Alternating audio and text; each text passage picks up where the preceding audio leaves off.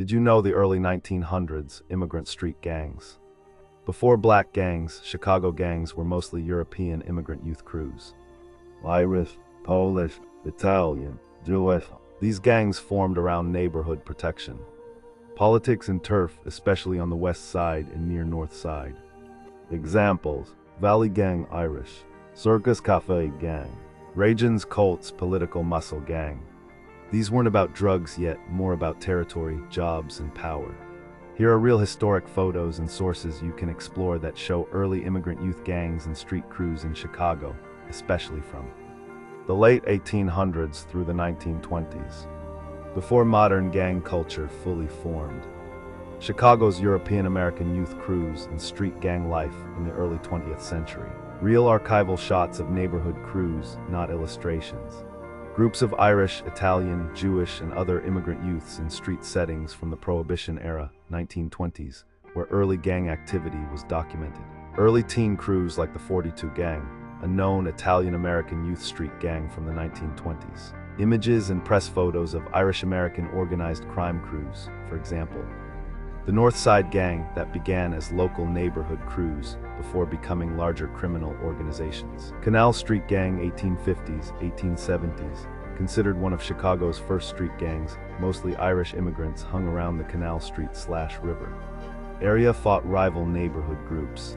Did petty crime, gambling, robberies. This was pre-organized crime, more survival plus territory. Irish-American street crews that controlled the Valley neighborhood long before modern organized crime formed. The Valley gangs in Chicago, mid to late 19th century. While there are no actual surviving photos of the Valley gangs themselves, these images give a historical feel for 1800s urban street crews and conditions similar to where they operated. The Valley gangs 1860s, 1880s worked more like crews with dominant strongmen. Not a modern top-down hierarchy. How leadership worked in the Valley gangs, no permanent godfather. Early Valley gangs were loosely organized leadership shifted based on physical dominance, reputation for violence, political connections, think street bosses, not CEOs. The closest thing to a leader, Michael Cassius McDonald, aka Big Mike. Most historians agree he was the most powerful Valley gang.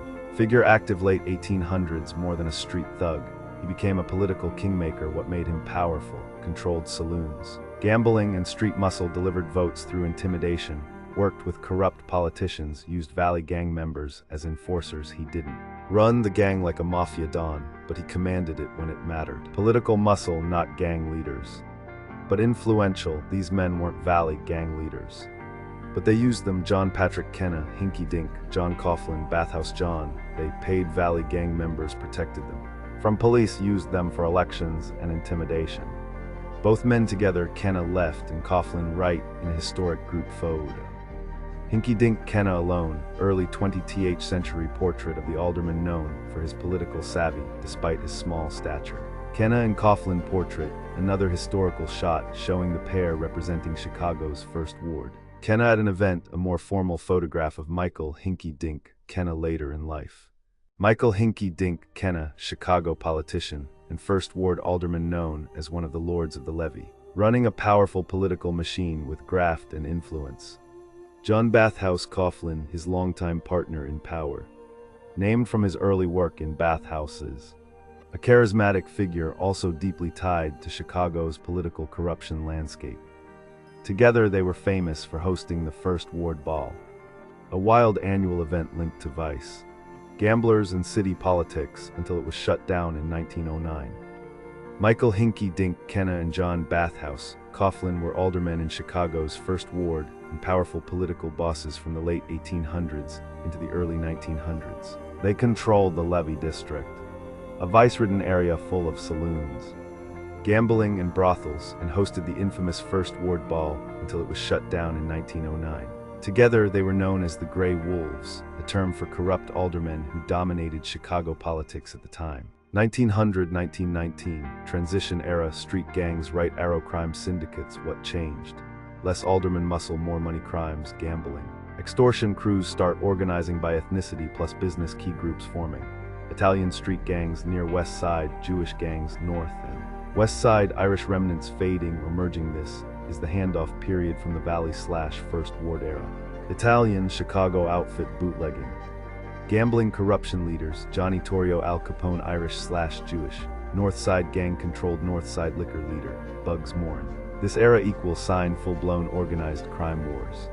1930s, 1940s. Black street organizations begin early black groups. Neighborhood defense crews, athletic clubs, social clubs, Right Arrow Street orgs, still not drug gangs yet. 1950s, 1960s. Modern black gangs form major formations. ViceLords, Blackstone Rangers, Gangster Disciples, Black Disciples, these started as protection groups, civil rights era organizations, anti-violence movements at first. Here's a straight, factual breakdown of who led the major black Chicago street organizations when they first formed in the 1950s, 1960s. I'll keep it clean and historical.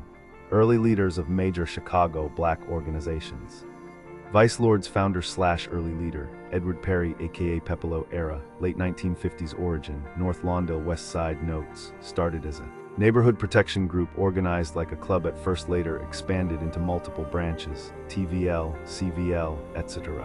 Started as one neighborhood crew as membership grew. Splits equal sign branches, not breakups. TVL, Traveling ViceLords, one of the earliest and strongest branches. Members moved between neighborhoods, traveling helped spread the ViceLords beyond the original block, became influential in the 1960s, 70s. CVL, Conservative ViceLords, emphasized structure, rules, discipline, known for tighter internal control, tried to limit reckless violence, at least early on. Bobby Gore is widely credited as the primary organizer and leader of the CVL branch, one of the first ViceLord leaders to push structure, rules, discipline, chain of command. CVL was known as one of the more organized and order-focused ViceLord branches early on. What made CVL different under Bobby Gore's influence? CVL had stricter internal rules, emphasized loyalty and hierarchy, tried early on to limit reckless internal violence, functioned more like an organization than a loose street crew. This model later influenced how other ViceLord branches structured themselves. The UVL, unknown ViceLords, did not have one single universally recognized founder or long-term leader like CVL or TVL did. Leadership status, 1950s, 1960s. No documented sole leader, no chairman or dominant boss tied to UVL's creation. Leadership was local, rotating and situational. Why UVL had no single leader? UVL functioned differently from other ViceLord branches. UVL often served as entry-level proving branch, a holding group for newer or younger members, a transitional space before moving into stronger branches, CVL, TVL, etc. Because of that, leadership was usually block-based. Authority came from senior ViceLords overseeing them. Local shot callers existed, but none became historically dominant. Leader of the Imperial ViceLords, IVL, Benny Lee era, early mid-1960s area, west side of Chicago, North Lawndale/Austin areas. Benny Lee is widely cited by researchers and former members as the primary founder and leader of the Imperial ViceLords, the one who pushed IVL's identity as a higher status elite branch within the ViceLords. IVL wasn't about being entry-level or mobile, it was about rank, prestige, and authority. What made IVL different under Benny Lee? IVL emphasized formal titles and hierarchy, loyalty and discipline, ceremony, symbols and structure, strong internal control. That's why IVL was often viewed as a royal or elite class inside the ViceLords. How IVL fit into the bigger ViceLord structure. CVL, discipline and rules. TVL, expansion and movement.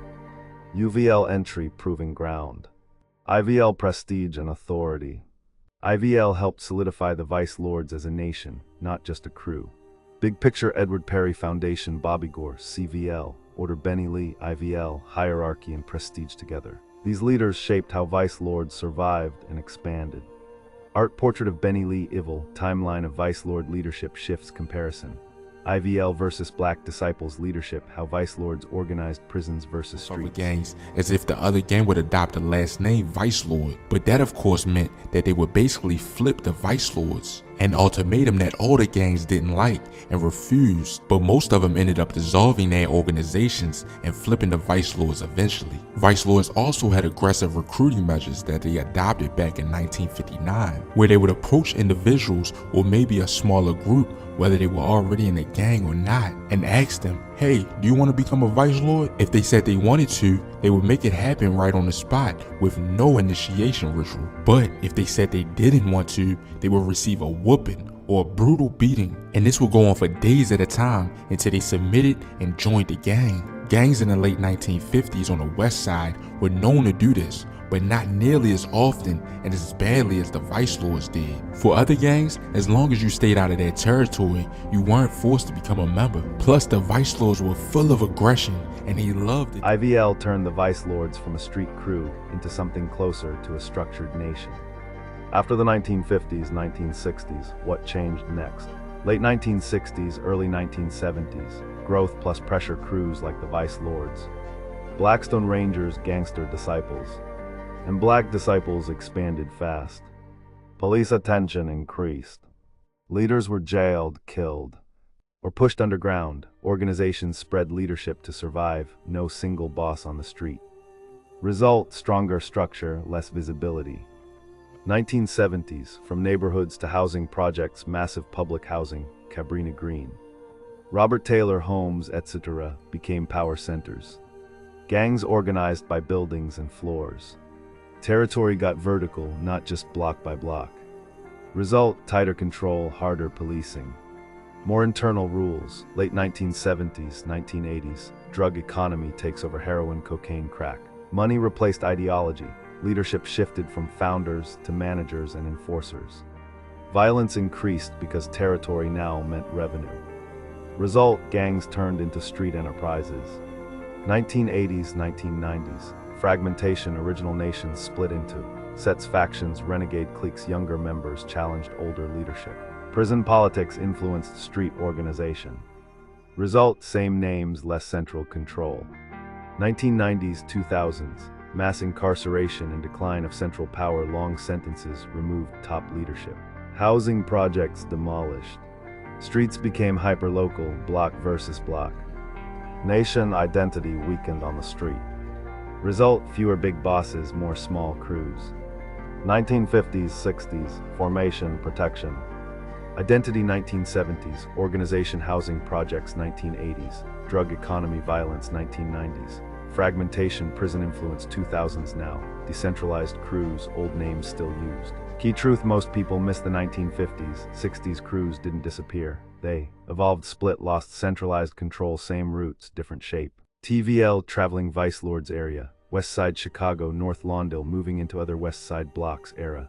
Late 1950s, 1960s style, mobile crews. Expansion-minded, reputation-driven because TVL members moved into new territory. Conflict was almost guaranteed.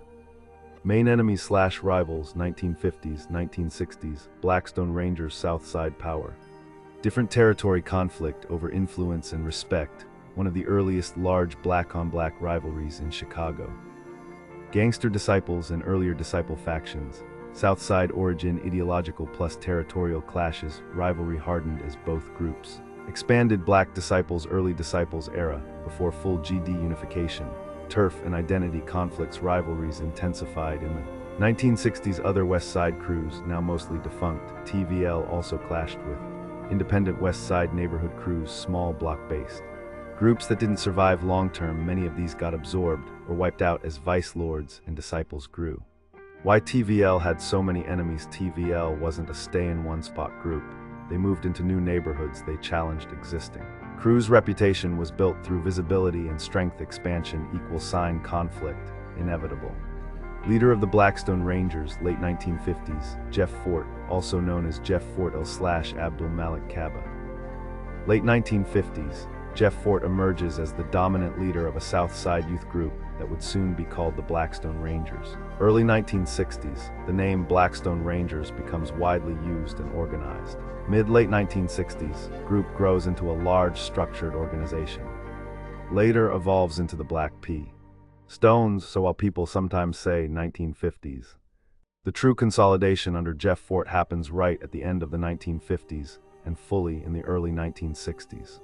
What Jeff Fort did differently: united multiple South Side youth crews, created hierarchy and discipline, pushed the group beyond a single neighborhood, positioned the organization as both a street force, a community political presence at first. That's why his name is inseparable from the Rangers' origin. Leader Jeff Fort era, late 1950s right arrow 1960s role, founder. Organizer, long-term dominant figure, there was no earlier. Documented single leader before him that historians agree on. Leader of the Gangster Disciples Larry Hoover era, mid-late 1960s onward base, Chicago South Side role, founder/longtime supreme. Leader why Larry Hoover matters, he unified disciple factions into the Gangster Disciples, built a structured hierarchy that let the organization expand. His leadership shaped GD identity for decades, even after incarceration. Context note, before full unification. There were earlier disciple groups led by figures like David Barksdale, Black Disciples. After Barksdale's death, Hoover consolidated power, forming the GDs as they're known. David's King David Barksdale was the defining leader of the Black Disciples in the 1960s. Gangster Disciples and earlier disciple factions, Southside origin ideological plus territorial clashes, rivalry hardened as both groups expanded. Blackstone Rangers Southside power. Different territory conflict over influence and respect, one of the earliest large black-on-black rivalries in Chicago. Black Disciples early Disciples era, before full GD unification turf, and identity conflicts rivalries intensified in the 1960s. Other West Side crews, now mostly defunct, TVL also clashed with independent West Side neighborhood crews, small block-based groups that didn't survive long-term. Many of these got absorbed or wiped out as ViceLords and Disciples grew. South Side neighborhood youth crews, early mid-1950s, before any big name. Small block-based youth crews, mostly teenagers, formed. For protection, identity, respect, no national name.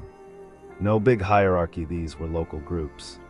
Often tied to housing blocks, schools, parks, street corners, social and athletic clubs, 1950s. Many early members came from informal athletic clubs, social groups, community youth organizations. These groups helped kids stay together, built loyalty. Later became the base for street organizations, early Woodlawn/Blackstone area crews in the Woodlawn area, south. Multiple small crews existed along Blackstone Avenue. They often clashed with other South Side crews, West Side groups. These crews had no unified leadership at first. Evolution timeline simple. Early 1950s loose South Side youth crews, mid-1950s athletic and social clubs, late 1950s crews unite under Jeff Fort. Early 1960s name Blackstone Rangers becomes dominant, later evolves into Black P. Stones. Key truth most people miss: there was no single gang called something else right before the Rangers. Instead, many small crews fused into one organization. That's why the Rangers grew fast. They already had numbers and loyalty before the name existed.